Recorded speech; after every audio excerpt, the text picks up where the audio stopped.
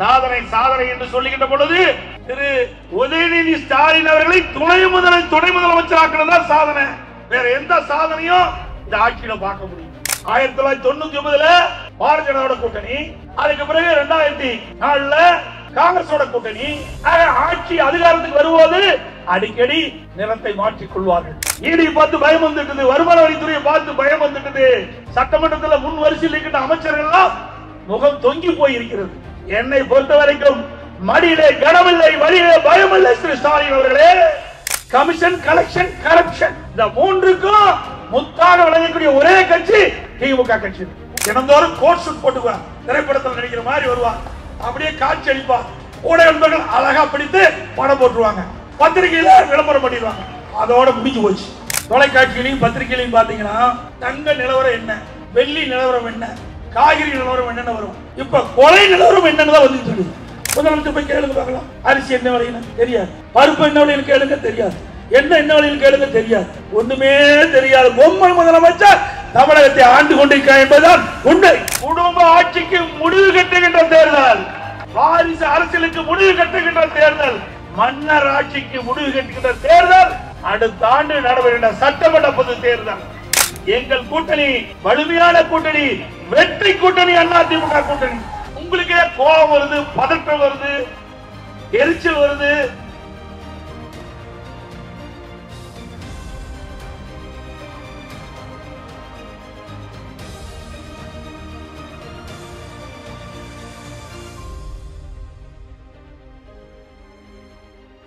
பொன்மனச்செம்மல் புரட்சி தலைவர் எம்ஜிஆர் அவர்களையும் இதயம் புரட்சி தலைவி அம்மா அவர்களையும் வணங்கி இன்றைக்கு திராவிட முன்னேற்ற கழக ஆட்சிக்கு வந்து 4 ஆண்டு காலம் நிறைவு செய்து 5வது ஆண்டு அடியெடுத்திருக்கிறது.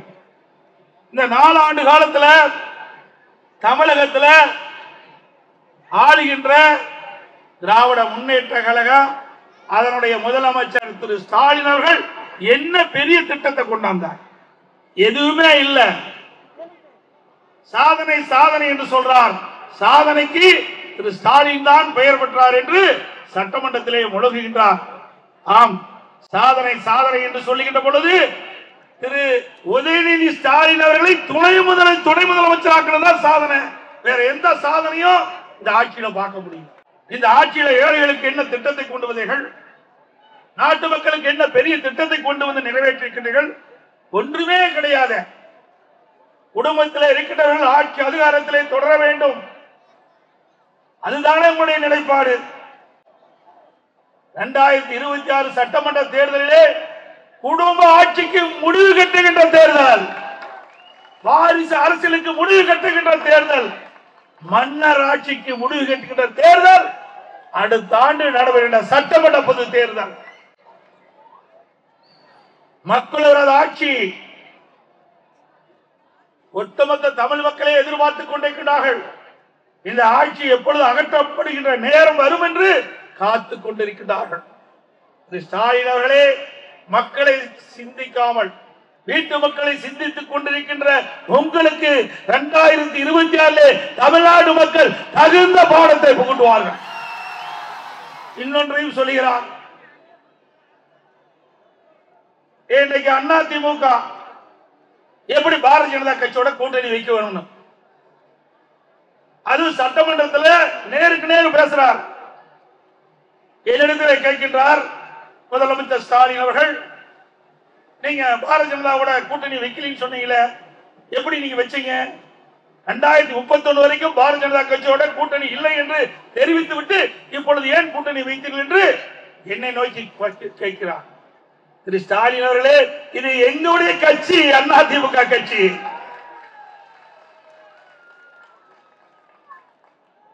எங்களுடைய ஒத்து கருத்துடைய கட்சிகள் எல்லாம் ஒன்றாக இணைத்து வாக்குகள் சிதறாமல் வெற்றி பெறுவதற்காக அமைக்கப்பட்ட கூட்டணி எங்க கூட்டணி. உங்களுக்கே கோபம் வருது, பதற்றம் வருது, எரிச்சல் வருது. திரு ஸ்டாலின் கனவு கண்டு கொண்டிருந்தார். இன்றைக்கு அதிமுக பாரதிய ஜனதா கட்சியோட கூட்டணி வைக்காது என்று கூட்டணி வைத்தவுடன் பதறுகிறார். அந்த பதற்றத்தை நேரடியாக நான் சட்டமன்றத்தில் பார்த்தேன். இன்னைக்கு பயம் வந்துட்டது. தேர்தல் சுரம் வந்துட்டது திரு ஸ்டாலின் அவர்களுக்கு. எங்கள் கூட்டணி வலிமையான கூட்டணி, வெற்றி கூட்டணி, அதிமுக கூட்டணி.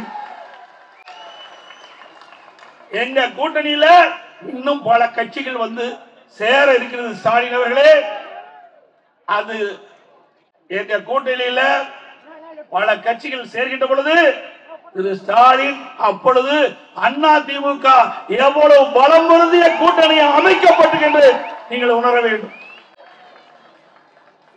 நாங்கள் பாரதிய ஜனதா கட்சியோடு கூட்டணி வைக்கின்றது கூட மரியாதைக்குரிய உள்துறை அமைச்சர் மாண்புமிகு அமித்ஷா அவர்கள் நிருபர்களை சந்தித்து பேட்டி அளிக்கின்ற பொழுது குறிப்பிட்டார், அதிமுக பாரதிய ஜனதா கூட்டணிக்கு அதிமுக கட்சி தான் தலைமை தாங்கும் என்று சொன்னார்.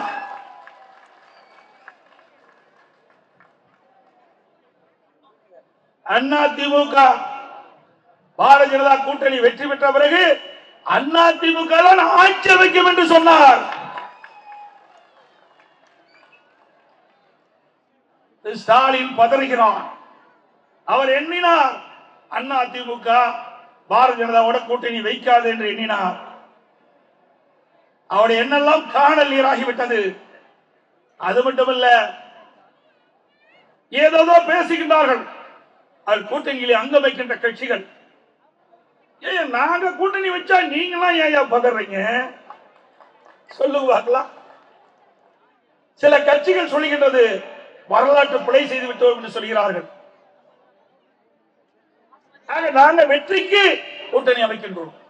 அனைத்து இந்திய அண்ணா திராவிட முன்னேற்ற கழகம் தலைமையிலே பாரதிய ஜனதா இணைந்து அமைக்கப்பட்ட கூட்டணியிலே திமுக என்ற மக்கள் விரோத ஆட்சியை அகற்றக்கூடிய ஒத்த கருத்துடைய கட்சிகள் ஒன்றாக சேர்ந்து தேர்தலை சந்திப்போம்.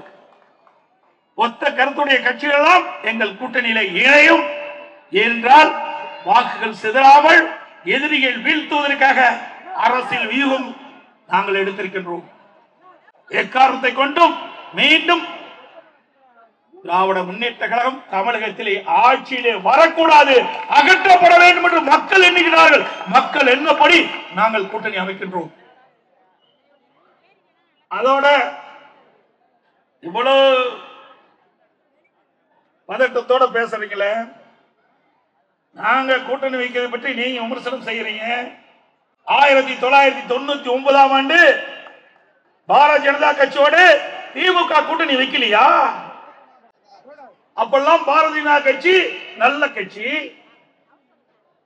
இன்றைக்கு அனைத்து இந்திய அண்ணா திராவிட முன்னேற்ற கழகம் பாரதிய ஜனதாவோடு கூட்டணி அமைச்சா சரியில்லை என்று சொல்வது எந்த விதத்தில் சரி? நீங்கள் ஆட்சிக்கு வருவதற்கு யாரோட வேணாலும் கூட்டணி வைப்பீங்க. கொள்கை கிடையாது, கோட்பாடு கிடையாது. அதுக்கு பிறகு 5 ஆண்டு காலம் பதவி சுகத்தை அனுபவிச்சாங்க திமுக. மத்தியில ஆட்சி அதிகாரத்தில் திமுக இடம்பெற்றது. அதுக்கு பிறகு அப்படியே ஜம்ப் பண்ணி குரங்கு எப்படி மரத்துக்கு மரம் தாவுமோ அது போல கொள்கை கிடையாது, கோட்பாடு கிடையாது. அப்படியே காங்கிரஸ் கட்சியோட இணைந்த கட்சி தானே திமுக கட்சி. உங்களுக்கு எங்க கொள்கை இருக்குது? உங்களுக்கு அதிகாரம் தானே முக்கியம். என்ன காங்கிரஸ் கட்சியும் பாரதிய ஜனதா கட்சியும் ஒரே கொள்கையுடைய கட்சியா? 1999 பாராளுமன்ற தேர்தலில் பாரதிய ஜனதாவோட கூட்டணி. அதுக்கு பிறகு 2004 காங்கிரஸோட கூட்டணி. ஆட்சி அதிகாரத்துக்கு வரும்போது அடிக்கடி நிறத்தை மாற்றிக் கொள்வார்கள். பச்சோந்தி கூட கொஞ்ச நேரம் கழிச்சு தான் நிறத்தை மாற்றும். ஆனா அதற்கு கூட சந்தர்ப்பம் கொடுக்காத வகையில அடிக்கடி இன்றைக்கு கூட்டணியை மாற்றக்கூடிய ஒரே கட்சி திமுக கட்சி தான். இன்னொன்னு இன்றைக்கு சொல்லி இருக்கின்றார். திராவிட முன்னேற்ற கழக மாவட்ட கூட்டத்திலே பேசுகிறார். திரு ஸ்டாலின் கருத்தை தெரிவித்திருக்கின்றார். அதிமுக மிரட்டி பணிய வைத்திருக்கார் என்று சொல்லி. திரு ஸ்டாலின் அவர்களே, இது நாடாளுமன்ற தேர்தல் அல்ல, சட்டமன்ற தேர்தல் என்பதை உணர வேண்டும். நாடாளுமன்ற தேர்தலில் நாங்களோட கூட்டணி கிடையாது. அப்பொழுது கூட்டணி வைத்திருந்தால் நீங்கள் சொல்வது பொய்யாக இருந்தாலும் அதை எண்ணி பார்க்கலாம். ஆனால் இப்பொழுது தமிழகத்திலே யார் ஆட்சிக்கு வர வேண்டும் என்ற நிலைப்பாட்டில் இருக்கின்ற தேர்தல், அதுவும் எங்களுடைய கூட்டணி அங்கம் வைக்கின்ற பாரதிய ஜனதா கட்சி அதிமுக ஆட்சிக்கு வர வேண்டும் என்று நினைக்கின்ற கட்சி, அவரோடு தான் நாங்கள் கூட்டணி வச்சிருக்கிறோம். உங்களை போல காங்கிரஸ் கட்சி ஆட்சியில் இருக்கின்ற காலகட்டத்திலே அறிவாலய முதல் மாடியிலே ரெய்டு நடக்குது. அறிவாலயம் கீழ்த்தளத்துல அடித்தளத்துல கூட்டணி பேச்சுவார்த்தை மிரட்டி கூட்டணியை அமைத்தார்கள். அப்படி எங்களுக்கு எல்லாம் இல்ல, அப்படி நிர்பந்தம் இல்ல. இரண்டு கட்சிகளும் மகிழ்ச்சியோடு அமைத்த கூட்டணி இந்த கூட்டணி. அது மட்டுமல்ல, என்னை பொறுத்த வரைக்கும் மடியிலே கனமில்லை, வழியிலே பயமில்லை. திரு ஸ்டாலின் அவர்களே, நீங்க கூட தான் அதிமுக ஆளுங்கட்சியா இருக்கும் போது, நான் முதலமைச்சர் இருக்கும் போது நெடுஞ்சாலைத்துறையிலே முறைகேடு நடைபெற்றதாக வழக்கு தொடர்ந்தீங்க. அந்த வழக்கை நான் சந்தித்தேன். உச்ச நீதிமன்றம் சென்றது, மீண்டும் உயர் நீதிமன்றம் வருகின்ற பொழுது அந்த வழக்கை தொடர்ந்த உங்களுடைய கட்சி சேர்ந்த அமைப்பை சேர்ந்த RS பாரதி அந்த வழக்கை திரும்ப பெற்றுக் கொள்வேன் என்று சொன்னார். ஆனால் நான் அதை மறுத்தேன். நான் இந்த வழக்கை நடத்துவேன் என்று சொன்ன கட்சியினுடைய தொண்டனாக இருக்கின்றேன். உங்களை போல உச்ச நீதிமன்றம் ஒரு அமைச்சரை பார்த்து கேட்கின்றது, இன்றைக்கு அமைச்சரா தொடர்வீங்களா, தொடர வேண்டுமா வேண்டாமா என்று. அப்பொழுது கூட அந்த அமைச்சரை நீக்கவில்லை. ஆனால் என் மீது நீ குற்றம் சுமத்தினீர்கள். நீதிமன்றத்தின் மூலமாக நிரபராதி என்று நிரூபித்தோம் அதிமுக. எங்களுக்கு மடியிலே கனமில்லை, வழியிலே பயம் இல்லை. உங்களுக்கு பயம் வந்து விட்டது. ஈடி பார்த்து பயம் வந்துட்டது, வருமான வரித்துறையை பார்த்து பயம் வந்துட்டது. சட்டமன்றத்தில் முன் வரிசையில் இருக்கின்ற அமைச்சர்கள் எல்லாம் முகம் தொங்கி போயிருக்கிறது. யாருக்கு எந்த நேரத்தில் என்ன பிரச்சனை வருமோ என்று அஞ்சு அஞ்சு நடுங்கிக் கொண்டிருக்கின்ற காட்சியை சட்டமன்றத்தில் நாங்கள் பார்த்தோம். ஸ்டாலின் அவர்களே, அனைத்து இந்திய அண்ணா திராவிட முன்னேற்ற கழகம் ஈடி பார்த்தோ வருமான வரி பார்த்தோ பயப்படல. ஆனா திராவிட முன்னேற்ற கழகத்தை சேர்ந்த அமைச்சர்கள், முதலமைச்சர், துணை முதலமைச்சர் உட்பட அத்தனை பேருமே கடந்த 4 ஆண்டுல கொள்ளையடித்த பணத்தை, ஊழல் செய்த பணத்தை மறைத்த காரணத்தினாலே இன்றைக்கு ஈடியும் வருமான வரித்துறையும் விரட்டி விரட்டி உங்களை கண்காணித்துக் கொண்டிருக்கிறது. அதனால் பயத்திலே பேசிக் கொண்டிருக்கின்றீர்கள். அனைத்து இந்திய அண்ணா திராவிட முன்னேற்ற கழகம் ஒரு நாளும் இன்றைக்கு மிரட்டப்படவில்லை. மகிழ்ச்சியோடு தான் நாங்கள் கூட்டணி அமைத்தோம். அது மட்டுமல்ல, 2 ஆண்டுக்கு முன்பு திரு ஸ்டாலின் அமைச்சரவையில் இடம்பெற்ற அப்போது நிதியமைச்சராக இருந்த திரு வல்வேல் ராஜன் அவர்கள் ஒரு கருத்தை ஆடியோ மூலமாக தெரிவித்தார். அது வலைதளங்களெல்லாம் வேகமாக பரவியது. அப்பொழுது அவர் குறிப்பிட்டது, திரு சபரீசன் அவர்களும் திரு உதயநிதி அவர்களும் சுமார் 30,000 கோடியை கையில வைத்துக் கொண்டு என்ன செய்வது என்று தடுமாறிக் கொண்டிருக்காங்க என்ற செய்தியை வெளியிட்டார். இதுவரைக்கும் முதலமைச்சரிடமிருந்து பதில் வரல. ஊழல் செய்த பணத்தை என்ன செய்வது என்று திகைத்துக் கொண்டிருக்கின்ற கட்சி தான் திமுக கட்சி. ஆகவேதான் ஈடிக்கு வருமானத்துறையை கண்டு ஐந்து நடுங்கிக் கொண்டிருக்கின்ற கட்சி திமுக கட்சி, திமுக அமைச்சர்கள். அதோட இன்னைக்கு 2 அமைச்சர்கள் பதவி நீக்கம் செய்யப்பட்டார்கள். ஒருவர் ஊழல் சம்பந்தப்பட்ட வழக்கின் மூலமாக நீதிமன்றத்தின் மூலமாக எச்சரிக்கை விடுத்ததின் காரணமாக ஒருத்தர் ராஜினாமா செய்திருக்கின்றார். மற்றொருவர் பெண்களை கொச்சைப்படுத்திய காரணத்தினாலும் சைவ வைணவ அவருடைய மனதை புண்படுத்துகின்ற விதமாக பேசிய காரணத்தினால் இன்றைய தினம் 2 அமைச்சர்கள் இன்றைக்கு அமைச்சரவையிலிருந்து நீக்கப்பட்டிருக்கின்றார்கள். மக்கள் எல்லாம் தமிழ்நாட்டு மக்களை பொறுத்த வரைக்கும் விவரமானவர்கள், அறிவுபூர்வமானவர்கள், சிந்திக்கக்கூடியவர்கள். உங்களுடைய செயல்பாட்டை உன்னிப்பாக கவனித்துக் கொண்டிருக்கிறார்கள். திரு ஸ்டாலின் அவர்களே, இன்னொன்றையும் சொல்கிறார். இன்றைய தினம் பத்திரிகை சுதந்திரம் பாரதிய ஜனதா ஆட்சியிலே பறி போய்விட்டது என்று பத்திரிகை சுதந்திரத்தை பற்றி இவரு பேசுறார். வெக்கக்கேடானது. அண்மையில் உங்களுக்கு தெரியும், யூடியூப் சவுக் சங்கர்னு ஒருத்தர் இருப்பார். அவருக்கு எப்படி எல்லாம் தொல்லை கொடுத்த அரசாங்கம் இந்த அரசாங்கம் என்பதை நாட்டு மக்கள் அறிவார்கள். திமுக பற்றி, திமுக அமைச்சர்களை பற்றி அவர் வலைதளம் மூலமாக, யூடியூப் மூலமாக கருத்தை தெரிவித்த ஒரே காரணத்திற்காக அடையாளம் தெரியாத பல பேரை அவர் வீட்டுக்கு அனுப்பி வைத்து, அவர் தாயார் தனியாக இருக்கின்ற பொழுது வீட்டினுள் மலத்தை கொட்டி, சாக்கடை தண்ணீரை ஊற்றி, வீட்டுக்குள்ள மண்ட பாத்திரங்கள் உடைக்கப்பட்டு கொள்ளையடித்து காட்சி ஊடகத்திலே பார்த்தோம். இப்படிப்பட்ட ஆட்சி, வெட்கக்கெட்ட ஆட்சி திமுக எல்லாம் பார்க்க முடியும். ஸ்டாலின் அவர்களே, நீங்க பத்திரிகை சுதந்திரத்தை பற்றி பேசுவதற்கு அருகதையே கிடையாது. முதலமைச்சருக்கு, ஒரு நாட்டுடைய முதலமைச்சர் மக்களை பாதுகாக்கக்கூடிய முதலமைச்சராக இருக்க வேண்டும். தன்னை பற்றி விமர்சனம் செய்வதற்காக, தன் கட்சியை பற்றி விமர்சனம் செய்வதற்காக இப்படிப்பட்ட இழிவான செயலில் ஈடுபட்ட முதலமைச்சர் நாட்டு மக்கள் மன்னிக்க மாட்டார்கள் என்பதை மட்டும் நேரத்தில் சுட்டிக்காட்ட கடைபட்டுகின்றேன்.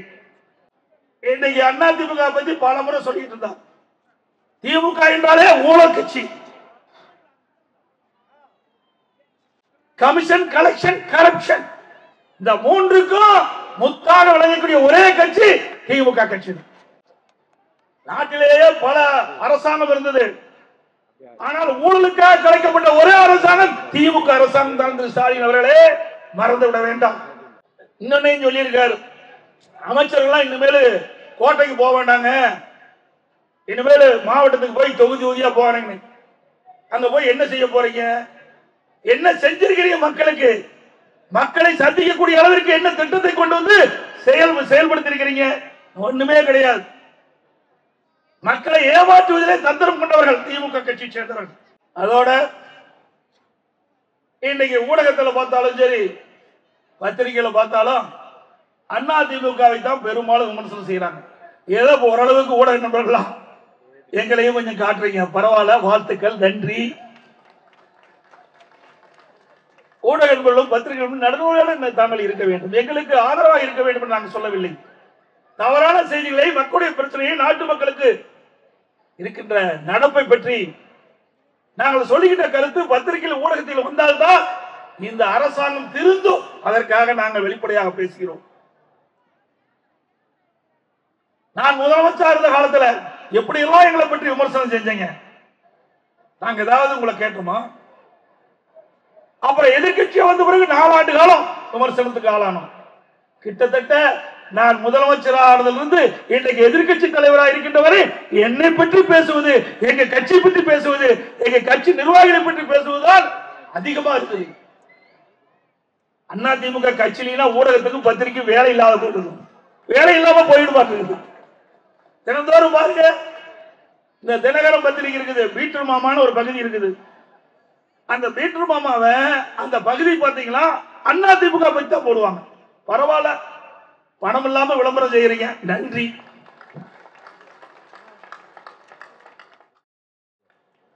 எவ்வளவு நாட்டுல பிரச்சனை இருக்குது, எங்களை எவ்வளவு நாளைக்கு தான் இப்படியே போட்டுக்கிட்டு இருப்பீங்க? எவ்வளவு நாளைக்கு தான் இந்த மக்கள் இந்த பொய்யை நம்பிக்கிட்டு இருப்பாங்க? ஆகவே பத்திரிகை நண்பர்களும் ஊடக நண்பர்களும் உண்மை செய்தி வெளியிடுங்க. அப்பொழுதுதான் மக்களிடத்தில் உங்களுக்கு வரவேற்பு கிடைக்கும் என்பதை இந்த நேரத்தில் தெரிவிக்க விரும்புகின்றேன். அதுபோல ஒரு சில பத்திரிகைகள் வேண்டும் என்ற திட்டமிட்டு தவறான செய்தி வெளியிடுகிறது. அண்ணா திமுக பிரமுகர் சொன்னார் ஒரு பத்திரிகை, இன்னொரு பக்கம் இன்னொரு பத்திரிகை, அண்ணா திமுகவில் இப்படி ஒரு கோஷ்டி, இன்னையெல்லாம் இடமே இல்லை. பத்திரிகையாளர்களே, ஊடகர்களே, அனைத்து இந்திய அண்ணா திராவிட முன்னேற்ற கழகம் நேர்பாதையிலே சென்று கொண்டிருக்கின்றது. நாட்டு மக்களுக்கு என்ன செய்ய வேண்டும் என்பதை எண்ணி எண்ணி பார்த்து செயல்பட்டுக் கொண்டிருக்கின்ற ஒரே இயக்கம் அண்ணா திமுக இயக்கம். நல்ல செய்தி வெளியிடுங்க. எதிர்கட்சி அவ்வப்போது வெளியிடுகின்ற கருத்துக்களை முழுமையாக வெளியிடுங்க, மக்களிடத்தை கொண்டு போய் சேருங்கள். அது பணிவாக உங்களை கேட்டுக் கொள்கின்றேன். அப்புறம் விவாத மேடை இருக்கும், ஊடகங்கள் பார்த்து கோபிச்சுக்காதீங்க, கட் பண்ணிடாதீங்க, அப்படியே ஒளிபரப்பு செய்யுங்க. அந்த விவாத மேடையில பார்த்தீங்கன்னா அண்ணா திமுக உண்மையால அண்ணா திமுக மேல விசுவாசம் உள்ள, நாட்டு மக்கள் மீது விசுவாசம் உள்ள சில பேர் எங்களுக்கு உண்மையா இருக்கின்ற நிகழ்ச்சி பத்தி பேசுவாங்க. ஆனா திமுகவுக்கு ஒரு 5 பேர் இருந்தா திமுக சேர்த்து 3 பேர் இருப்பாங்க. அவங்க அத்தனையும் பொய்யா பேசுவாங்க. அத அதிக நேரம் காட்டுவாங்க. அண்ணா திமுகவுக்கு ஓரளவு நடுநிலையோடு இருந்து பேசுறீங்களா அவ்வப்போது சுருக்கி காட்டுவாங்க. ஊடக நண்பர்களும் பத்திரிகை நண்பர்களும் நான் எல்லாத்தையும் சொல்லல, ஒரு சில ஊடகத்தையும் சொல்றேன். நீங்க எப்படி கேட்டாலும் அதை பத்தி எங்களுக்கு கவலை இல்லை. ஏன்னா மக்களிடத்தில் எங்களுக்கு நம்பிக்கை இருக்கின்றது. அண்ணா திமுக கட்சி ஒரு சிறந்த கட்சி, மக்களுக்காக சேவை செய்யக்கூடிய கட்சி, பொன்மனச்சம்பல் புரட்சி தலைவர் எம்ஜிஆர் உருவாக்கிய கட்சி, அம்மா கட்டி காத்த கட்சி. அந்த வரலாற்று சிறப்புமிக்க கட்சியாக அண்ணா திமுக கட்சி திகழ்கின்ற காரணத்தினாலே ஊடகங்களும் பத்திரிகை நண்பர்களும் அன்போடு நல்லா காட்டுறீங்க. ஓரளவுக்கு வாழ்த்துக்கள். தொடர்ந்து இன்னும் கொஞ்சம் அதிகமா காட்டுங்க. அவ்வளவுதான். ஏன் திமுக கண்டு பயப்படுறீங்கன்னு எங்களுக்கு தெரியல. திமுக கண்டு பயப்பட வேண்டிய அவசியமே இல்லை. உண்மை செய்தி வெளியிடுவதற்கு எந்த தயக்கமும் காட்ட வேண்டாம் என்று அன்போடு ஊடகங்களையும் பத்திரிகைகளையும் கேட்டுக்கிறேன். அதோட அண்மையில டாஸ்மாக்ல ஊழல் நடந்ததாக இடி டாஸ்மாக் தலைமை அலுவலகம் மற்றும் பிற அலுவலகத்தில் சோதனை விட்டாங்க. அதோட டாஸ்மாக் நிறுவனத்திற்கு சப்ளை செய்த அந்த மதுபான ஆலைகள் சோதனை நடத்தப்பட்டது. அதில் 1000 கோடி முறைகேடு நடைபெற்றதாக செய்திகள் வெளியிலான பத்திரிகையில் ஊடகத்தில் வந்தது. ஆனா அதை குறித்து ஒரு தொலைக்காட்சி கூட விவாத மேடையில் விவாதம் செய்யல. அதோட நான் ஏற்கனவே குறிப்பிட்டதை போல உச்ச நீதிமன்றத்தில் ஒரு அமைச்சர் மீது ஊழல் வழக்கு நடந்துகிட்டு இருக்குது. அந்த அமைச்சர் தொடரலாமா வேண்டாமா அப்படின்னு உச்ச நீதிமன்றம் கேள்வி கேட்குது. அதை பற்றியும் ஊடக நண்பர்கள் விவாத மேடையில் விவாதிக்கல. இதையெல்லாம் விவாதிங்கப்பா. மக்கள் எதிர்பார்க்கிறாங்க. மக்கள் எதிர்பார்க்கிற செய்தியை தான் உங்களுக்கு நான் தெரிவிக்கிறேன். அண்ணா திமுக ஆட்சியில ஒண்ணுமே செய்யலின்னு பச்சை பொய்ய சொல்றாரு இந்த முதலமைச்சர். அண்ணா திமுக ஆட்சியில அப்படியே திட்டம்லாம் ஊர்ந்துட்டு போயிட்டு இருந்தான். அப்படியா ஊர்ந்துட்டு போயிட்டு இருந்தது. இந்த சென்னை மாநகரத்தில் எவ்வளவு திட்டங்களை நாங்கள் கொண்டு வந்து நிறைவேற்றுகின்றோம். ஸ்மார்ட் சிட்டி திட்டம் அண்ணா திமுக ஆட்சியில் தான் மாநகராட்சி பகுதி நகராட்சி பகுதியிலே கொண்டு வந்து நிறைவேற்றப்பட்ட அரசாங்கம் அண்ணா திமுக அரசாங்கம். திரு ஸ்டாலின் அவர்களே, இப்படி எந்த ஒரு திட்டமாவது கொண்டு வந்தீர்களா? இல்லையே. அதோடு இன்னைக்கு சென்னை மாநகரம் வளர்ந்து வருகின்ற மாநகரம், தமிழ்நாட்டிற்கு தலைநகரமாக விளங்குகின்ற இடம் சென்னை மாநகரம். அப்படிப்பட்ட சென்னை மாநகரத்தில் போக்குவரத்துகள் நாளுக்கு நாள் அதிகரித்துக் கொண்டிருக்கின்றன. போக்குவரத்து நெரிசல் அதிகமாகிறது. இதையெல்லாம் அம்மாவுடைய அரசு ஆய்வு செய்து ஆலோசனை நடைபெற்று இன்னைக்கு சென்னை மாநகரத்தில் போக்குவரத்து நெரிசல் இல்லாத ஒரு மாநகரமாக உருவாக்க வேண்டும் என்ற அடிப்படையிலே மெட்ரோ ரயில் திட்டம் கட்டம் 2 கொண்டு வந்தது அண்ணா திமுக. 119 கிலோமீட்டர் தூரம் மெட்ரோ ரயில் பாதை அமைப்பதற்காக சுமார் 63,000 கோடி ஒரே திட்டத்திற்கு அடிக்கல் நாட்டி வரலாற்று சிறப்புமிக்க வரலாற்றை படைத்த அரசாங்கம் அண்ணா திமுக அரசாங்கம். இந்தியாவில் ஒரே திட்டத்திற்கு 63,000 கோடி நிதி ஒதுக்கீடு வரலாறு கிடையாது. அந்த வரலாற்றை படைத்த அரசாங்கம் அண்ணா திமுக அரசாங்கம். மத்திய உள்துறை அமைச்சரை சென்னைக்கு அழைத்து கலைவாணர் அரங்கிலே அந்த மெட்ரோ ரயில் திட்டம் கட்டம் 2 பணிக்கு அடிக்கல் நாட்டப்பட்டது. அதை செய்த சாதனையும் அண்ணா திமுக தான். அது மட்டுமல்ல, பல்வேறு திட்டங்களை நாங்கள் கொண்டாந்து நிறைவேற்றிக்கிறோம்.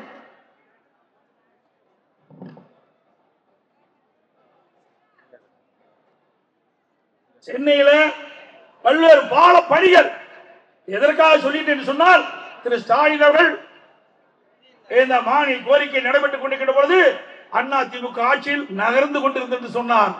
நகரல்ல, ஜெட் வேகத்தில் பணிகள் நடைபெற்றது. அதற்கு சில விளக்கங்களை கொடுக்க கடமைப்பட்டிருக்கின்றேன். முடிக்கப்பட்ட பாலங்கள், தங்க சாலை சந்திப்புல சாலை மேம்பாலம் 23 கோடி, எண்ணெய் முகத்துவாரத்தில் உயர்மட்ட பாலம் 53 கோடி, மாட்டு மந்தை ரயில்வே பாலம் 58 கோடி, கத்திவாக்கம் நெடுஞ்சாலை பேசின் சாலை மேம்பாலம் 12 கோடி, வில்லிவாக்கம் ரயில்வே சுரங்கப்பாதை 13 கோடி, கொரட்டூர் இரட்டை ஏரி மேம்பாலம் இடது பக்கம் 55 கோடி, கொரட்டூர் இரட்டை ஏரி மேம்பாலம் வலது பக்கம் 41 கோடி, எம்சி ரோட்டில் வாங்கின சுரங்கப்பாதை 16 கோடி, போரூர் மேம்பாலம் 58 கோடி, கொரட்டூர் ரயில்வே கீழ்ப்பாம்பலம் 21 கோடி, பல்லாவரம் மேம்பாலம் 81 கோடி, வடபழனி மேம்பாலம் 45 கோடி, மேலவாக்கம் மேம்பாலம் 151 கோடி, கீழ்கட்டளை மேம்பாலம் 29 கோடி. எவ்வளவு பாலங்களை கட்டி போக்குவரத்து நெரிசல் இல்லாத ஒரு மாநகரமாக உருவாகி இந்த அரசாங்கம் அதிமுக அரசாங்கம். அதே போல இன்றைக்கு அம்மாவுடைய ஆட்சியில் திறக்கப்பட்ட முக்கிய பாலங்கள், கோயம்பேடு பேருந்து நிலையம் மேம்பாலம் 93 கோடி, வேளச்சேரி மேம்பாலம் 108 கோடி, குளத்தூர் வில்லிவாக்கம் ரயில்வே மேம்பாலம் 62 கோடி, மேடவாக்கம் சந்திப்புல 90 கோடி, இதெல்லாம் திறக்கப்பட்ட பாலம். இப்படி பல்வேறு திட்டங்களை கொண்டு வந்து நிறைவேற்றப்பட்ட அரசாங்கம் அதிமுக அரசாங்கம். அதுவிட சென்னை மாநகரம் மொத்தம் எல்இடி விளக்குகள் அதிகமாக பொருத்தப்பட்டது. இன்றைக்கு குற்றங்கள் எண்ணிக்கை குறைக்க சென்னை மாநகரம் முழுவதும் சுமார் 2 லட்சம் சிசிடிவி கேமராவை அமைக்கப்பட்டது அதிமுக ஆட்சி. அந்த சிசிடிவி கேமரா அமைக்கப்பட்ட காரணத்தினால இன்றைக்கு சென்னை மாநகரத்தில் உட்புற சாலையிலிருந்து மெயின் சாலையில எந்த இடத்தில் எந்த பிரச்சனை நடைபெற்றாலும் அதை கண்டுபிடிக்கக்கூடிய அளவிற்கு காவல்துறைக்கு இன்றைக்கு உதவுகின்ற விதமாக இந்த சிசிடிவி கேமராக்கள் அதிகமாக அமைக்கப்பட்டது. அதுல சென்னை மாநகர மக்களுக்கு தினமும் 100,000 MLD குடிநீர் வழங்கப்படுகிறது. கடல் நீரை குடிநீராக்கும் திட்டம் மிஞ்சூர் 100 MLD, நெமிலியில 100 MLD, நெமிலியில மேலும் 150 + 400 MLD பணி நடைபெறுவதற்கு உறுதுணையாக இருந்தது. அதோட கொடுங்கையூர் கோயம்பேட்டில் உள்ள கழிவுநீர் சுத்திகரிப்பு நிலையங்கள் வாயிலாக சுத்தரிக்கப்பட்ட நீர் சிறுபெரும்புதூர் மணலி இடங்களில் உள்ள தொழிற்சாலை பயன்பாட்டு கொண்டு வந்தது. இவ்வளவு நம்மளுடைய ஆட்சியில கொண்டு வரப்பட்டது. அதோட இன்றைக்கு சென்னை மாநகரத்தை சுற்றிலும் புறநகர் பகுதியில் பல்வேறு தொழிற்சாலை வருவதற்கு அடித்தளம் அமைத்த அரசாங்கம் அதிமுக அரசாங்கம். 2015 மாண்புமிகு அம்மாவும் தமிழகத்துடைய முதலமைச்சர் இருக்கின்ற காலகட்டத்தில் தொழில் முதலீட்டாளர் மாநாட்டை நடத்தி சுமார் 2,62,000 கோடி தொழில் முதலீட்டை ஈர்த்தாங்க. 98 புரிந்துணர்வு ஒப்பந்தம் போட்டாங்க. அந்த பணிகள் எல்லாம் இன்றைய தினம் நிறைவடைந்து இன்றைக்கு பயன்பாட்டுக்கு வந்திருக்குது. அதனால படித்தவர்களுக்கு வேலை வாய்ப்பு கிடைத்திருக்குது, இளைஞர்களுக்கு வேலை வாய்ப்பை பெருக்கி கொடுத்திருக்கிறோம். அம்மா வழியிலே அம்மாவுடைய அரசு செயல்பட்டது. 2019 ஜனவரி மாசம் தொழில் முதலீட்டாளர் மாநாட்டை நடத்தணும். அதுல 3,500,000 கோடி தொழில் முதலீட்டை ஈர்த்தோம். 304 புரிந்துணர்வு ஒப்பந்தம் போட்டோம்.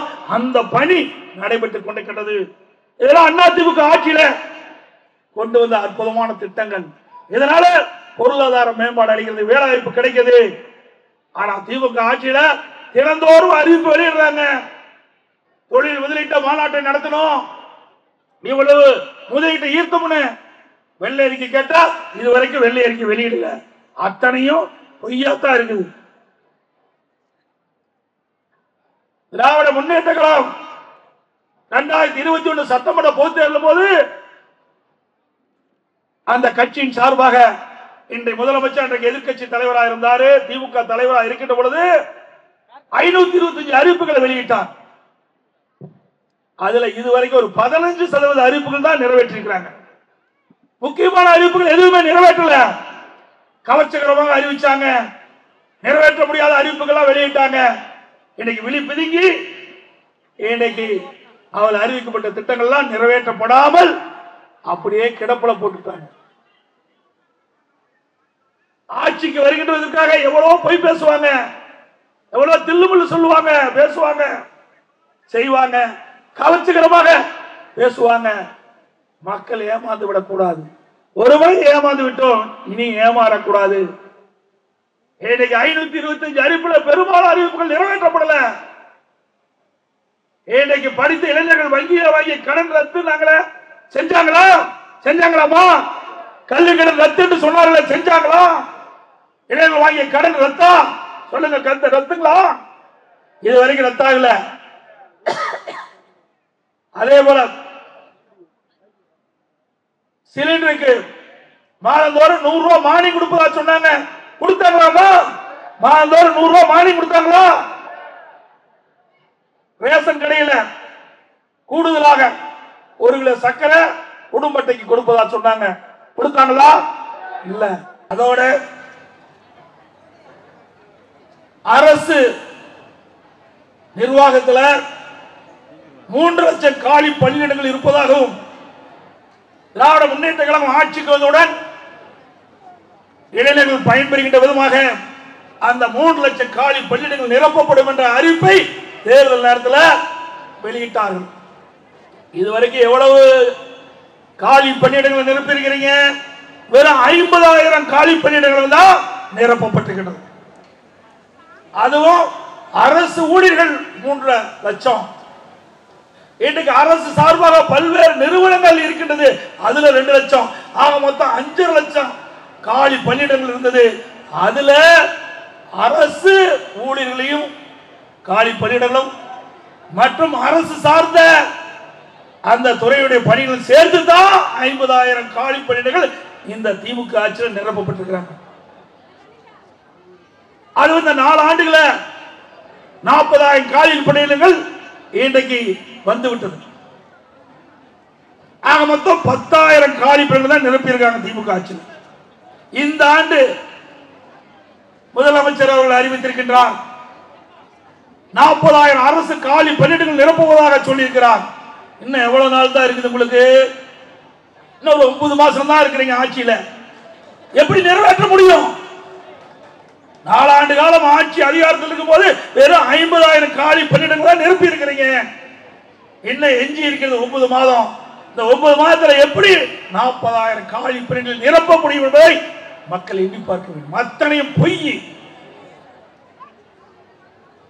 அதே போல போக்குவரத்து கழகத்தில் காலி பணியிடங்கள் 22,000 காலி பணியிடங்கள் இருக்குது போக்குவரத்து, அதையும் நிரப்பல. அதோட பேருந்துகள் ஒவ்வொரு ஆண்டும் வாங்குவதாக மானிய கோரிக்கை அறிவிக்கிறாங்க. இதுவரைக்கும் புதிய பேருந்து 3,500 தான் வாங்கி இருக்கிறாங்க. அண்ணா திமுக ஆட்சி இருக்கின்ற பொழுது கிட்டத்தட்ட 2016 வரை 15,000 பேருந்துகளை வாங்கினோம். பிறகு 14 21 வரைக்கும் 5,000 பேருந்து. அந்த பேருந்துகள் தான் இப்ப இயக்கிட்டு இருக்கிறாங்க. இன்னைக்கு அரசு பேருந்தில் பயணம் செய்வதே மக்கள் அச்சத்தோடு ஏறுறாங்க. அது நகர பேருந்துல ஏறினா போய் இந்த பேருந்து சேருமா சேராதா, உயிருக்கு உத்தரவாதம் இல்லாத நிலையில இன்றைக்கு பேருந்துடைய கண்டிஷன் இப்படி இருக்குது. இதையெல்லாம் இப்படி இருக்கும்போது முதலமைச்சர் சொல்றாரு இந்தியாவிலேயே முதன்மையான ஆட்சி திமுக ஆட்சியா. எங்கயா முதன்மையான ஆட்சி கூடிய ஆட்சியில ஊழல் செய்வதிலே முதன்மையான ஆட்சி திமுக ஆட்சி தான். அதுக்கு வேற பெயர் பெற்றது. போக்குவரத்து துறையில் இருக்கின்ற ஊழியர்களுக்கு இன்னும் 113 மாதம் அகவலைப்படி உயர்த்தி கொடுக்கல. இன்னும் பண பலன் அவர்களுக்கு கிடைக்காம இன்னைக்கு போராட்டம் நடத்திட்டு இருக்கிறாங்க. திராவிட முன்னேற்ற கழகத்தில் 4 ஆண்டுகளில் மக்கள் பெற்ற துன்பங்கள் ஏராளம். நீங்க பாத்தீங்கன்னா ஆட்சிக்கு வருவதற்கு முன்பு ஒரு பேச்சு, ஆட்சிக்கு வந்த பிறகு ஒரு பேச்சு. இரட்டை வேடம் படிக்கின்ற ஒரே கட்சி திமுக கட்சி ஒண்ணுதான் தமிழகத்தில். சொத்து வரி உயர்வு, மின்கட்டண உயர்வு, அதுபோல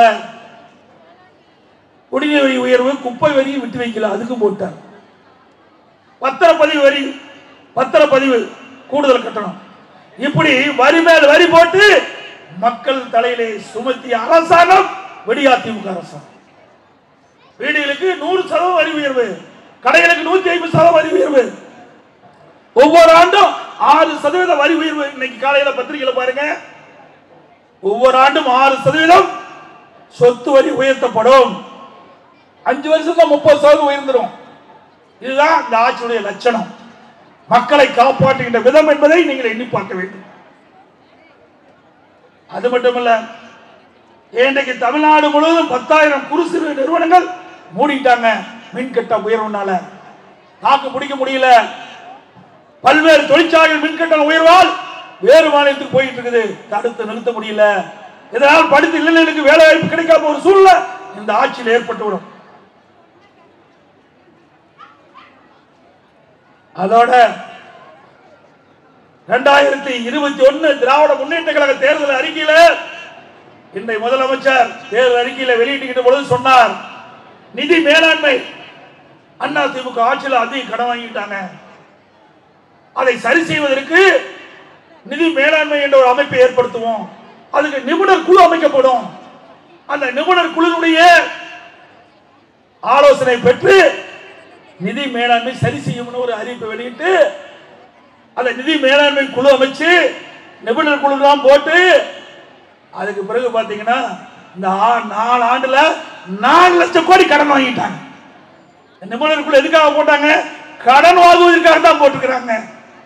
கடனை திருப்பி செலுத்துவதற்கோ அல்லது நிதி மேலாண்மை சரி செய்வதற்காக இந்த குழு போடல, கடனை வாங்குவதற்காக இந்த குழு போட்டதாக மக்கள் பேசிக்கிறாங்க. 4 ஆண்டுல 4 லட்சம் கோடி வாங்கியிருக்கிறாங்க. இன்னும் 9 மாசம் இருக்குது, இன்னும் 50,000 கோடி கடன் வாங்கிடுவாங்க. அப்போ 5 லட்சம் கோடி கடன் வாங்கிய பெருமை இந்த முதலமைச்சரையே சாரும். கிட்டத்தட்ட 73 ஆண்டு காலம் தமிழகத்திலே பல்வேறு கட்சிகள் ஆட்சி புரிந்தன. 2021 வரை 2021 5,18,000 கோடி தான் தமிழ்நாட்டுடைய கடன். அது எந்த சூழ்நிலையில?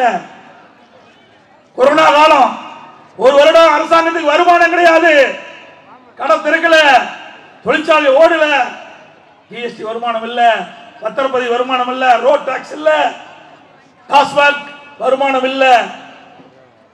இதற்கிடையிலும் அண்ணா திமுக ஆட்சி சிறந்த ஆட்சியை கொடுத்தது, வருமானமே இல்லாம. அது மட்டுமல்ல, கொரோனாவுக்காக 40,000 கோடி செலவு செஞ்சோம். ஒரு பக்கம் வருமானம் இல்ல, ஒரு பக்கம் செலவு அதிகம். இப்படிப்பட்ட காலகட்டத்தில் கூட திறமையான ஆட்சியை கொடுத்த அரசாங்கம் அண்ணா திமுக அரசாங்கம். அதோடு இந்தியாவிலேயே அதிக கடன் வாங்கின முதல் மாநிலம் தமிழ்நாடு. இந்தியாவிலேயே அதிக கடன் வாங்கின மாநிலம் தமிழ்நாடு. ஸ்டாலினுக்கு மிகப்பெரிய பெருமை. கடன் வாங்கி திட்டத்தை நிறைவேற்றினா யாரு வேணா நிறைவேற்றலாம். கோந்திருக்காங்க பாருங்க, யாரு வேணாலும் ஆட்சி செய்யலாம். அதுக்கு எதுக்கு அரசாங்கம்? கடனை வாங்கி வாங்கி செலவு செஞ்சா கடனை திருப்பி கட்டணும்ல. நம்ம ஒரு குடும்பம் இருக்குதுங்க, கடன் வாங்கி அந்த குடும்பம் நடத்தின அந்த குடும்பத்துடைய நிலைமை என்ன? நடுத்தெருவுக்கு வந்துடும். கடன் வாங்காத உழைப்பால் சம்பாதிக்கப்பட்ட பணத்தை செலவு செய்கின்ற குடும்பம் மகிழ்ச்சியோடு இருக்கும். அப்படித்தான் அரசாங்கமும் அதிமுக ஆட்சியில் எண்ணற்ற திட்டங்களை கொண்டு வந்தோம். 11 அரசு மருத்துவக் கல்லூரி மருத்துவமனை கொண்டு வந்தோம், 7 சட்டக்கல்லூரியை கொண்டு வந்தோம், பொறியியல் கல்லூரி 72க்கு மேற்பட்ட கலை மற்றும் அறிவியல் கல்லூரி, கால்நடை மருத்துவக் கல்லூரி, வேளாண்மை கல்லூரி, பாலிடெக்னிக் கல்லூரி, ஐடி கல்லூரி, இப்படி ஏராளமான கல்லூரியை திறந்தோம். அவ்வளவு செலவு செஞ்சோம், இவ்வளவுதான் கடன் இருந்தது. ஒரு பக்கம் கொரோனா, ஒரு பக்கம் திட்டங்கள் எல்லாம் செஞ்சு சாதனை படைத்தோம். அப்படி ஏதாவது ஒரு திட்டமாவது திரு ஸ்டாலின் ஆட்சியில பார்க்க முடியுதா? இதுவுமே இல்லை. தினந்தோறும் கோட் ஷூட் போட்டுக்குவார், அப்படியே வருவார், அழகா திரைப்படத்தில் நடிக்கிற மாதிரி வருவார், அப்படியே காட்சி அளிப்பார். நம்முடைய சகோதரர்கள் ஊடக நண்பர்கள் அழகா பிடித்து படம் போட்டுருவாங்க, பத்திரிகையில விளம்பரம் பண்ணிடுவாங்க, அதோட முடிஞ்சு போச்சு. அப்புறம் ஒரு திட்டத்தை அறிவிப்பார், ஆகான்னு மக்கள் எதிர்பார்ப்பாங்க. ஆகா, திரு ஸ்டாலின் அற்புதமான திட்டத்தை அறிவித்து விட்டார், திட்டத்தின் மூலமாக நமக்கு நன்மை கிடைக்கும் என்று எதிர்பார்த்து கொண்டிருப்பாங்க. அது ஒரு குழு போட்டுருவார், அதோட முடிஞ்சு போச்சு. 52 குழு போட்டுருக்காருங்க. 52 திட்டத்துக்கு மேல அறிவிச்சு 52 குழு போட்டிருக்காரு. அந்த குழுவுடைய பணி என்ன? அந்த குழு ஏதாவது அரசாங்கத்துக்கு அறிக்கை கொடுத்திருக்குதா? அந்த அறிக்கையின் அடிப்படையில் ஏதாவது திட்டத்தை நிறைவேற்றிருக்கீங்களா? ஒண்ணுமே கிடையாது. அத்தனையும் பொய், விளம்பர அரசியல், விளம்பர மாடல். திராவிட மாடல் இல்ல, திரு ஸ்டாலின் மாடல் இந்த அரசாங்கம். மக்களை ஏமாற்றுகின்ற மாடல் இந்த அரசாங்கம். அதோட இன்னைக்கு தமிழகத்தில் கொலை, கொள்ளை, திருட்டு, வழிப்பறிவு, பாய் வன்கொடுமை நடக்காத நாளே இல்லை. இன்னைக்கு தொலைக்காட்சியிலையும் பத்திரிகையிலையும் பார்த்தீங்கன்னா தங்க நிலவரம் என்ன, வெள்ளி நிலவரம் என்ன, காய்கறி நிலவரம் என்னன்னு வரும். இப்ப கொலை நிலவரம் என்னன்னு தான் வந்துட்டு இருக்கு. அப்படிப்பட்ட மோசமான ஆட்சி திரு ஸ்டாலினுடைய ஆட்சி. தினந்தோறும் பத்திரிகை ஊடகத்தையும் பிரட்டி பார்த்தா கிரைம் நேரமா இந்த ஊடகத்திலையும் பத்திரிகையில் வருது. அந்த நேரத்தில் பார்த்தீங்கன்னா இவனை வெட்டுனா அவனை வெட்டுனா, இங்க பாலியல் கொடுமை, இங்க திருட்டு, அங்க திருட்டு, இதுதான் தொலைக்காட்சியில் காட்டுறாங்க. இதுதான் பத்திரிகை வருகின்ற செய்தி. இந்த ஆட்சியில் நடக்கிற சாதனை. வேற என்னது இந்த மக்கள் கண்டாங்க? எந்த பலனை பார்த்தாங்க இந்த மக்கள்? பெண்களுக்கு பாதுகாப்பு இல்ல, பொதுமக்களுக்கு பாதுகாப்பு இல்ல. இன்றைய தினம் சட்டமன்றத்தில் ஸ்டாலின் பேசினார். நீங்க யாராவது குற்றம் நிகழ்ந்தா உடனே காவல்துறைக்கு தெரிவிக்கணும். அதை நம்பித்தான் சென்னை ஆர்கே நகரில் 17 வயது சிறுமி அண்மையில் பாலியல் வன்கொடுமை செய்யப்பட்டார். காவல்துறை புகார் செய்தல், குற்றவாளியை கைது செய்யப்பட்டு சிறையில் அடைச்சாங்க. இதில் என்ன கொடுமை என்றால் 24ஆம் தேதி குற்றவாளி உறவினர்கள் பாதிக்கப்பட்ட பெண் மற்றும் குடும்பத்தினரை ஏன் காவல்துறையில் புகார் அளித்தீர்கள் என்று பாதிக்கப்பட்ட வீட்டுக்கு சென்று அவளை கடுமையாக தாக்கியுள்ளார்கள். இதனால் காயமடைந்த சிறுமி மருத்துவமனையில் அனுமதிக்கப்பட்டு சிகிச்சை பெற்று வருகிறார். வன்கொடுமையில் ஈடுபட்டவர் மற்றும் அவரது குடும்பத்திற்கு காவல்துறை மீது என்ன நடவடிக்கை எடுக்கப்பட்டது? இப்படி தகவல் கொடுத்தா இவர்கள் இப்படி நிலைமைக்குத்தான் ஆளாகுவார்கள் இந்த ஆட்சியில. அதோட இன்னைக்கு நெல்லையில ஒரு ஓய்வு பெற்ற காவல்துறை உதவி ஆய்வாளர், அவருக்கு உயிருக்கு ஆபத்து ஏற்பட்டுவிடும் என்று அங்கு இருக்கின்ற காவல்துறை அதிகாரியிடத்திலே புகார் கொடுக்கிறார். புகாரை விசாரிக்கவே இல்லை. அவர் மீது வழக்கு போடுறாங்க. புகார் கொடுத்தவர் மீது வழக்கு போடுறாங்க. அவர் யாருன்னா ஓய்வு பெற்ற எஸ்ஐ, சப் இன்ஸ்பெக்டர். அவருக்கே இப்படிப்பட்ட நிலைமை. அதுக்கு பிறகு அந்த எதிரிகளால் அவருக்கு உயிருக்கு ஆபத்து ஏற்பட்டு விடும் என்று அவர் வீடியோவில் பேசுறார். எல்லா வலைதளையிலும் வந்தது. முதலமைச்சர் கோரிக்கை வைக்கிறார், எனக்கு உயிருக்கு ஆபத்து ஏற்படுகிறது, நான் உயிரோடு இருப்பனா இருக்கா என்று தெரியவில்லை, எனக்கு பாதுகாப்பு கொடுங்க அப்படி என்று கதறி வீடியோவில் செய்தி வெளியிடுகிறார். அப்ப கூட காவல்துறை நடவடிக்கை எடுக்கல. உளவுத்துறை தூங்கிட்டு இருக்குது. இந்த முதலமைச்சர் பார்க்கல. அடுத்த நாள் காலையில சாலையில தொழுகை முடித்து சாலையில சென்று கொண்டிருந்த போது எதிரிகளால் தாக்கப்பட்டு கொலை செய்யப்படுகிறார். இந்த ஆட்சியுடைய லட்சணம் பாருங்க. இவரு சட்டமன்றத்தில் பேசுறார் திரு ஸ்டாலின் அவர்கள். எங்கேயாவது பிரச்சனை ஏற்பட்டா காவல்துறைக்கு தகவல் கொடுக்கணும். காவல்துறை தகவல் கொடுத்தா உயிர் தான் போறது மிச்சம். உயிராவது காவல்துறைக்கு புகார் கொடுக்கலாம், உயிராவது மிச்சம். இந்த ஆட்சியில எப்ப பார்த்தாலும் நீட் சொல்லுவார். நீட் தேர்வு, அந்த நீட் தேர்வை எப்பொழுது வந்தது? மக்கள் உணர வேண்டும், இளைஞர்கள் உணர வேண்டும், பெற்றோர் உணர வேண்டும். வேண்டுமென்றே திட்டமிட்டு பொய்யான செய்தி ஊடகத்திலும் பத்திரிகையிலும் திராவிட முன்னேற்ற கழக தலைவர், துணை முதலமைச்சர், ஏனைய அமைச்சர்கள், திமுக நிர்வாகிகள் பேசிட்டு இருக்கிறாங்க. திமுக ஆட்சியில் தான் நீட் என்ற வார்த்தையை வந்தது. நீட்டை கொண்டு வந்தது மத்தியிலே காங்கிரஸ் ஆட்சி. திமுக அந்த காங்கிரஸ் அமைச்சர்களை இடம் பெற்றிருந்தது. திமுக எம்பி திரு காந்தி செல்வன் அவர்கள் மத்திய சுகாதாரத்துறை இணை அமைச்சராக இருந்தபோது 2010 டிசம்பர் 21ஆம் தேதி நோட்டிபிகேஷன் வெளியிடுறாங்க. அப்ப மத்தியிலே காங்கிரஸ் ஆட்சி கொண்டு வந்தது காங்கிரஸ். திமுக நீட் தேர்வை கொண்டு வந்தது காங்கிரஸ். திமுக அதை தடுத்து நிறுத்த போராடியது அண்ணா திமுக. இந்த வரைக்கும் பச்சை பொய்யா பேசிட்டு இருக்கிறாங்க. அதோட அரசு பள்ளியிலே படிக்கின்ற மாணவர்கள், ஏழை மாணவர்கள், அவர்களுக்கு உதவி செய்ய வேண்டும் என்பதற்காக அம்மாவுடைய அரசு 7.5% உள் இடஒதுக்கீடை கொண்டு வந்து சட்டம் இயற்றப்பட்டு அமுல்படுத்தி விட்டு இன்னைக்கு 3400 பேர் ஏழை குடும்பத்தை சேர்ந்த மருத்துவர்களாக படித்துக் கொண்டிருக்கிறாங்க. அதோட விலைவாசி உயர்வு அதை பத்தி எல்லாம் முதலமைச்சர் கவலையே இல்லை. முதலமைச்சர் போய் கேளுங்க பார்க்கலாம்.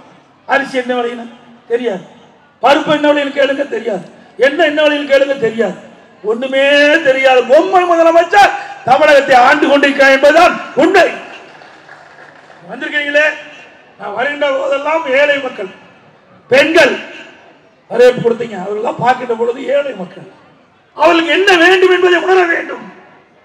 அதற்கு தேவை நடவடிக்கை எடுக்க வேண்டும். அவருடைய தேவைகளை பூர்த்தி செய்ய வேண்டும். அப்படிப்பட்ட ஆட்சி அண்ணா திமுக ஆட்சி. இன்னைக்கு திமுக ஆட்சியில விலைவாசி விண்ணை முட்டுகின்ற அளவுக்கு உயர்ந்து விட்டது. வேலை வாய்ப்பு கிடைக்கல, வருமானம் குறைஞ்சு போச்சு, செலவு அதிகரித்துட்டது.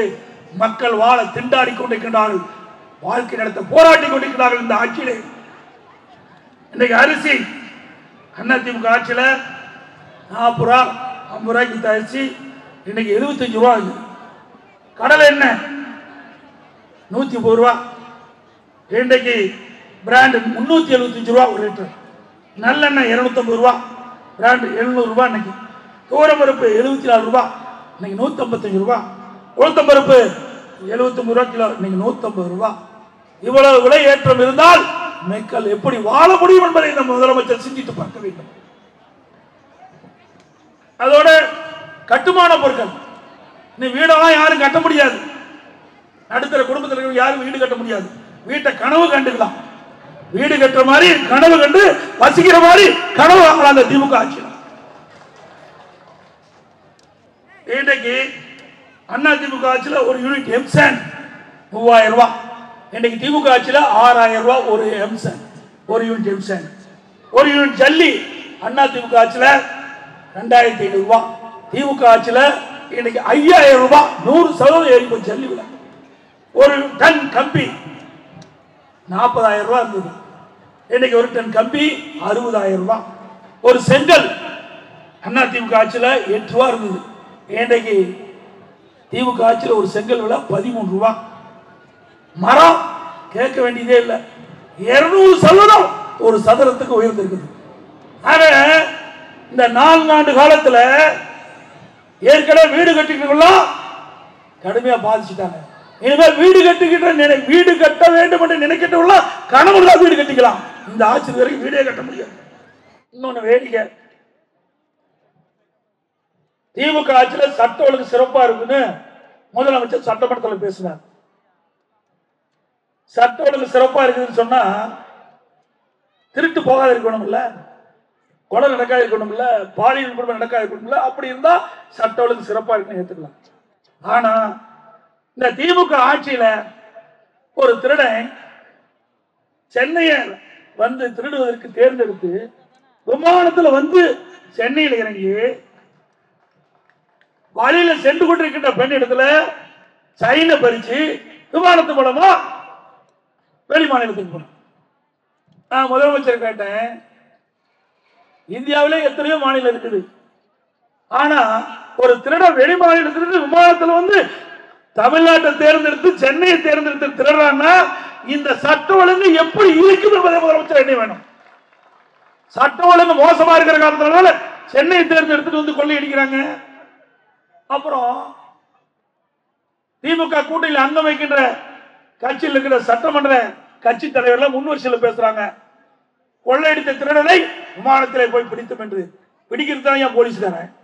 எதுக்கு போலீஸ்காரர் இருக்காங்க? குற்றத்தை தடுக்க வேண்டும், குற்றம் நிகழாமல் நாடு பார்க்க வேண்டும். அதுதான் ஒரு ஆட்சியுடைய அழகு. அதை விட்டுட்டு கொலை நடந்த பிறகு வழக்கு பதிவு செய்வது, திருட்டு போன பிறகு கண்டுபிடிப்பது, இதெல்லாம் என்ன சாத்தியம்? அண்ணா திமுக ஆட்சியிலே சட்டத்தின் ஆட்சி நடைபெற்றது. குற்ற நிகழ்வுகள் குறைக்கப்பட்டன. குற்றம் செய்வதும் பயந்தார்கள், அஞ்சினார்கள், நடுங்கினார்கள். திமுக ஆட்சியில் அப்படியே இருக்கு. எங்க பார்த்தாலும் ரவுடிகள் ராஜ்யம். வீதியில கத்தி எடுத்துக்கிட்டு சொல்லிட்டு போறோம். எங்க பார்த்தாலும் வெட்டு குத்து கொலை நடக்காத நாளே இல்லை, பாலியல் கொடுமை நடக்காத நாளே இல்லை.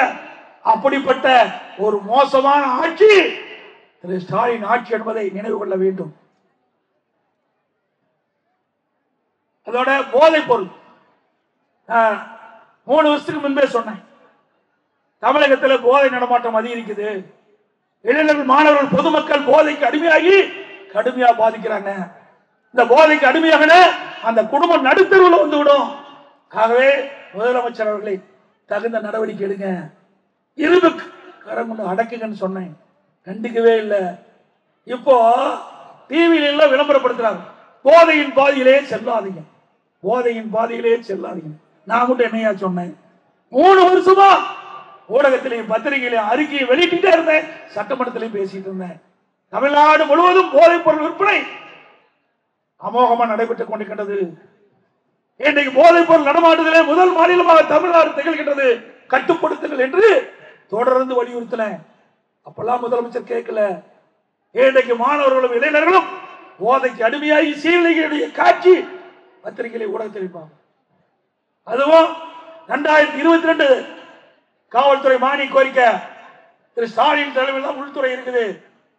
கொள்கை விளக்க குறிப்பில் ஸ்டாலின் சட்டமன்றத்தில் தாக்கல் செய்த புத்தகம் பக்கம் 22 2வது பேராவில் சொல்றார், கல்லூரிக்கு அருகில பள்ளிக்கு அருகில கஞ்சா விற்பனை செய்யப்பட்டதாக 2238 பேர் கண்டறியப்பட்டது, 148 பேர் கைது செய்யப்பட்டது என்று சொன்னார். கஞ்சா வச்சா குற்றம், விற்றா குற்றம், கொண்டு போனா குற்றம். ஆனா காவல்துறையே 2328 பேர் கண்டறியப்பட்டது சொன்னா ஏன் கைது செய்யல? 148 பேர் தான் கைது செஞ்சிருக்கீங்க, மற்றவங்க எங்க போனாங்க? எப்படி கஞ்சாவை இப்படி தடுக்க முடியும் அப்படின்னு முதலமைச்சர் கேட்டா பேசவே இல்லை. நான் கேட்ட கேள்வினால இந்த 2 வருஷமா அந்த போதைப் பொருள்ல அந்த அறிவிப்பே வரல. இப்படிப்பட்ட ஒரு மோசமான ஆட்சி தமிழகத்திலே நடைபெற்றுக் கொண்டிருப்பதை நீங்கள் பார்க்க வேண்டும். அதோட மாநில சுயாட்சி மாநில சுயாட்சின்னு சொல்றாங்க. இன்றைய தினம் அவருக்கு ஒரு வரவேற்பு கொடுத்திருக்கிறாங்க. திரு ஸ்டாலினுக்கு மாநில சுயாட்சி நாயகர் பாராட்டு விழாவாம். வெட்கக்கேடானது. நல்லா சிந்திச்சு பாருங்க, எப்படி எல்லாம் பொய் பேசுறாரு முதலமைச்சர் என்பதை நீங்கள் உணர வேண்டும் என்பதற்காக நான் இதை தெரிவிக்கிறேன். இன்றைக்கு திராவிட முன்னேற்ற கழகம் 1989 விபிசி ஆட்சியில மத்தியில் இடம்பெற்றிருந்தாங்க. அதே போல 1996 தேவகடா மற்றும் குஜராத் அவர் பிரதமர் இருந்தபோது 2 ஆண்டு மத்தியில ஆட்சி அதிகாரத்தில் இருந்தாங்க திமுக. 1999 2004 வரைக்கும் வாஜ்பாய் அவர்கள் பிரைம் மினிஸ்டர் இருந்த பொழுது 5 ஆண்டுகளும் ஆட்சி அதிகாரத்தில் இருந்தாங்க, அமைச்சராக இடம்பெற்றிருந்தாங்க. 2004 இருந்து 2012 வரை 8 ஆண்டு காலம் காங்கிரஸ் ஆட்சியில திமுக இடம்பெற்றிருந்தது. ஆக பார்த்தா 16 ஆண்டு காலம் மத்தியில ஆட்சி அதிகாரத்தில் இருந்தது திமுக. அதுவும் மத்தியிலே ஆட்சி, மாநிலத்திலே ஆட்சி. 99 இருந்து 2004 வரைக்கும், 2006 இருந்து 2011 வரைக்கும் திமுக ஆட்சி. அப்ப மத்தியிலேயும் அவர்கள் ஆட்சி அதிகாரத்தில் இருந்தாங்க, மாநிலத்தில் ஆட்சி அதிகாரம் இருந்தாங்க. அப்போ ஏன் சட்டமன்றத்தில் இந்த மாநில சுயாட்சி தீர்மானத்தை கொண்டு வந்து நிறைவேற்றி மத்திய ஆட்சியாளத்தை கொடுத்து ஏன் சட்டமாக நிறைவேற்றவில்லை? திரு ஸ்டாலின் அவர்களே, மத்தியில் ஆட்சி அதிகாரத்துக்கு போதெல்லாம் கேட்க மாட்டாங்க. ஏன்னா 2026 சட்டமன்ற தேர்தல் வர இருக்குது. அப்போ இதை எடுத்துக்கிட்டார் ஒரு ஆயுதமா. ஏன்னா மத்திய அரசு மீது பணி சுமத்த வேண்டும் அல்லவா? 14 ஆண்டு காலம் மத்தியிலே ஆட்சி அதிகாரத்தில் இருந்த திரு ஸ்டாலின் அவர்களே, ஏன் மாநில சுயாட்சிக்காக சட்டத்தை கொண்டு வந்து நிறைவேற்றப்படவில்லை என்று தமிழ்நாட்டு மக்கள் கேட்கிறாங்க. அது பதில் சொல்லி ஆக வேண்டிய காலம் நெருங்கிவிட்டது என்பதை நேரத்தில் குறிப்பிட விரும்புகின்றேன்.